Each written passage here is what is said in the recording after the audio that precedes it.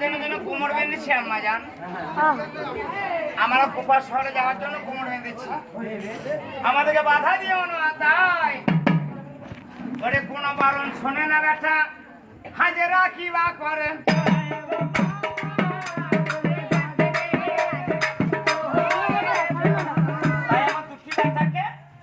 নিজের হাতে সাজিয়ে দিলেন। ওরে দুটি বেটাকে কেমন আপনার হাতে সাজগোজ কেমন করিয়ে দিল মাই আজকে জোরে। ও বেটা কথা বারণ করছি, তুমি যেও না কোপায় শহরে।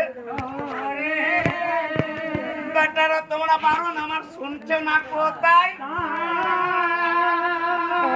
ওরে আল্লাহর কোরআন পাঠ করে আমার সে তনেরা মনে রাখে কেমন আমার বিদায় করে।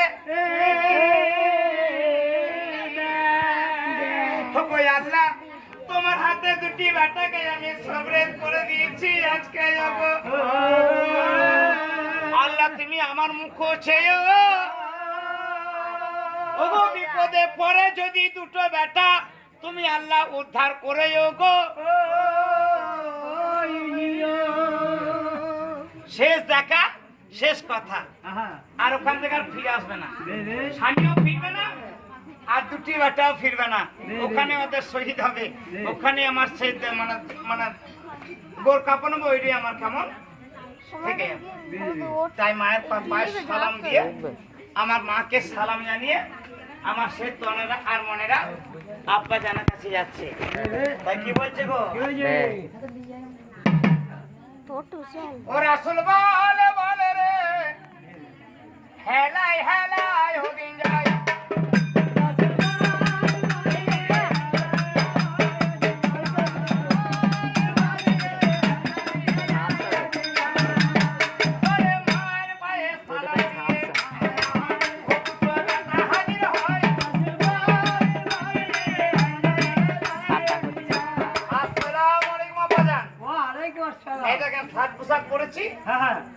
আমরা যাবো আপনার সঙ্গে কোপা শহরে। আমার মুখ চাও আমাদেরকে ঘোরাতে, আব্বা চাপাইয়া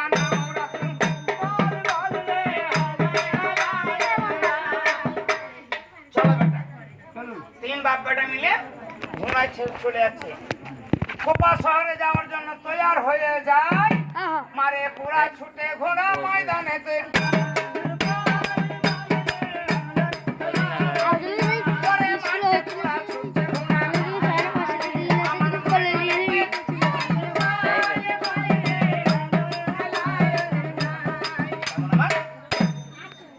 গভীর জঙ্গলের মধ্যে পৌঁছালেন, চারিধারে তখন মরুভূমি ছিল। জানাই শ্রোতা ভাই, এক গভীর জঙ্গলে তিন বাপ বাচ্চা মিলে কেমন পৌঁছাইয়া যায়।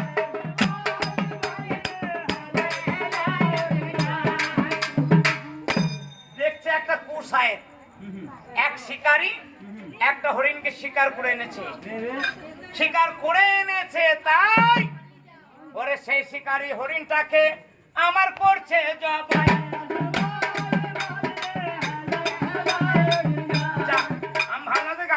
পয়সা হয়তো পড়বে না, এই ছেলেটা সকালে আমাকে ফোন করেছিল, বলছে ওগো মুলগায় নানা তোমার কোলে চাপবো।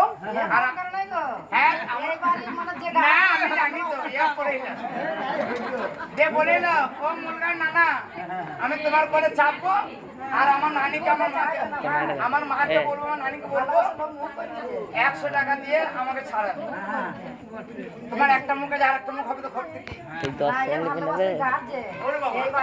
ও বাবা ভাবে জানা যায় হায়াতে বাড়াবে আল্লাহ, দেখো হায়াতে বাড়াবে।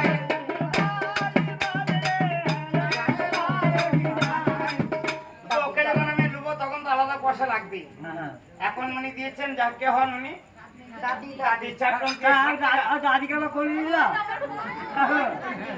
আমার হাতে কিছু পয়সা আমার হাতে দেয়, আমার ফেসবা করবেন আমার মা ফাতেমা।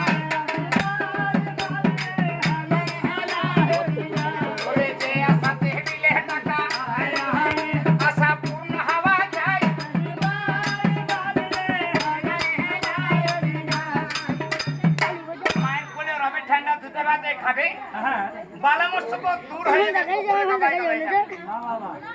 আল্লাহ যে আশায় ঝাড়িয়েছে পাঞ্জাতনের 1,24,000 পীর পয়গম্বর ওলি আউলিয়া বসতকে দেওয়া হবে মায়ের বলে ঠান্ডার উপর দুধে ভাতে খাবে লেখাপড়া উত্তীর্ণ হবে এই না দোয়া চাই আর এই দোয়া করবেন নামে ইমামগণ ভাই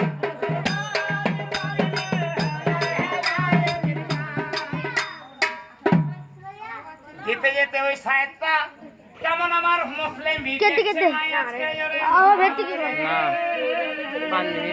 ওই শিকারী হরিণটাকে ধরে এনে জবাই করে